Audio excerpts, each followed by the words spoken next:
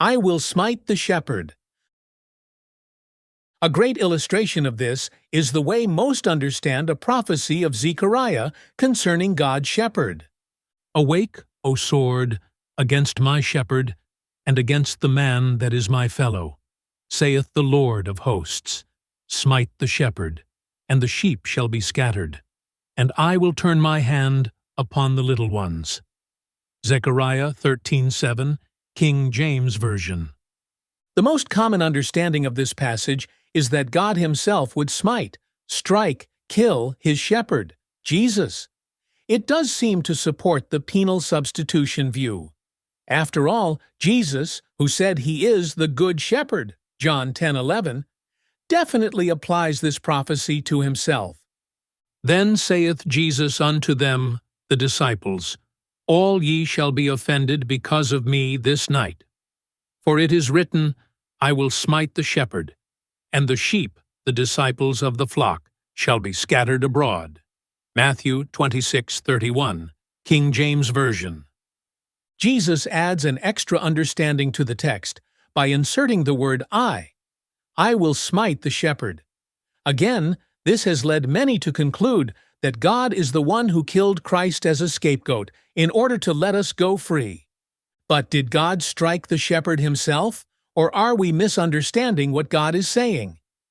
When God says, I will smite the shepherd, it is to be understood as one of those idiomatic expressions we discussed earlier. I will smite simply means God will permit the shepherd to be smitten by his enemies. If this is true, how do we harmonize this with Zechariah's prophecy that it would be God's sword which will smite the shepherd? Many times throughout Scripture, God has said he would destroy certain nations with the sword, but how did he accomplish this? And I will bring a sword against you that will execute the vengeance of the covenant. When you are gathered together within your cities, I will send pestilence among you, and you shall be delivered into the hand of the enemy. Leviticus 26:25.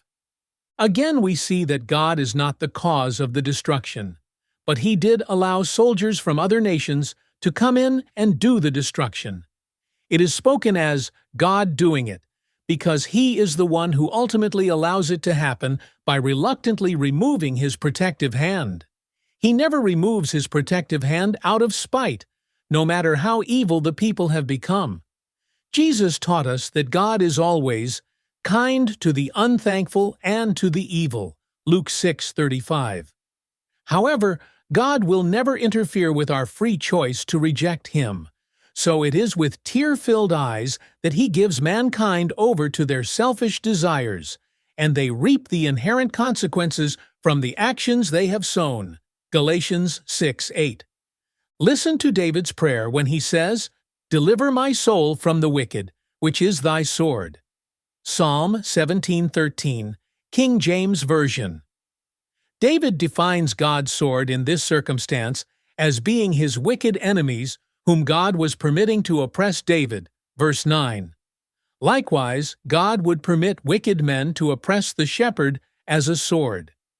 During the time of Jesus' trial, Matthew tells us that the chief priests and the elders and all the council used the testimony of false witnesses against him to secure his death sentence. Matthew 26:59-60. In Proverbs 25:18 we read, A man who bears false witness against his neighbor is like a club, a sword, and a sharp arrow. Here again we see the connection between the sword and Christ's enemies, who not only struck him physically on the cross, but by also bearing false witness against him. Jesus said, He who sent me is with me. He has not left me alone, because I always do what pleases him. John 8:29. If God never left Jesus alone, why did he cry out, my God, why have you forsaken me?